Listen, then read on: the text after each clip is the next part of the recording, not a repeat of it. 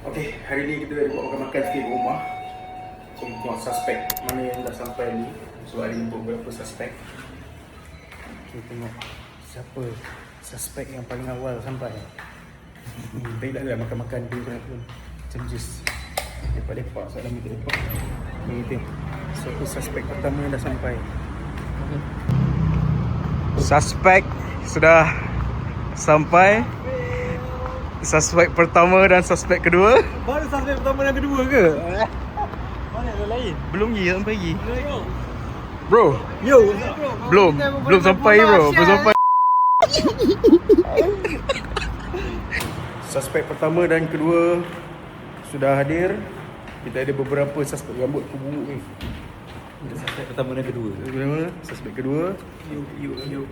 Suspek lain belum sampai. Suspek seterusnya dah sampai. Let's go. Yang kau kurang drive. Yang kau drive. Okay, suspek seterusnya sudah sampai. Kita ada lagi beberapa suspek yang masih lagi Sama lagi.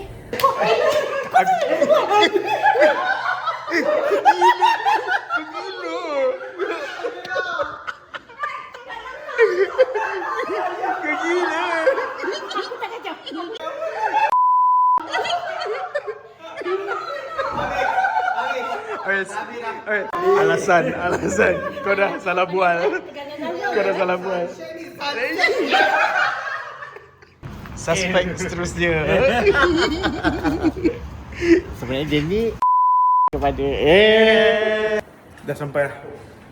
Suspek. Allahuakbar. Dia macam nak buat makan buka puasa sebab masing-masing bekerja. So kita buat untuk ni lah, untuk moreh. Ni kiranya moreh lah. Alhamdulillah moreh. Kita juga ada tajaan dari puding custard berkuah daripada wow, daripada kakak Jamal. yang penting lengan list. Kita ada tajaan dari Adabi juga. Terima kasih Adabi.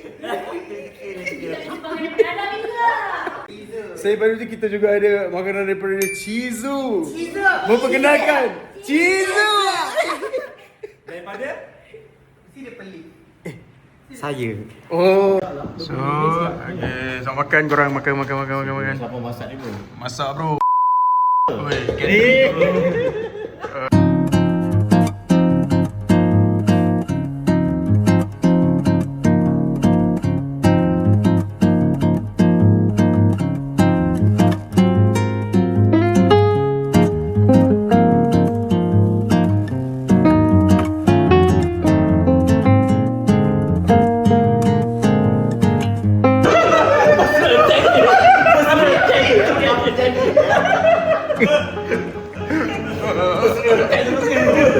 Kau faham? Kau faham tak permainan ini?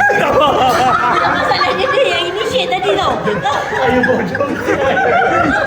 Kau yang ajak main tau. Betul tak? Kau yang plus tau.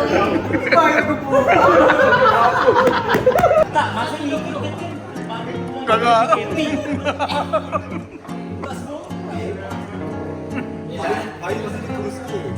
semua orang membesar Biru. Kami ingin mengucapkan selamat hari Reni.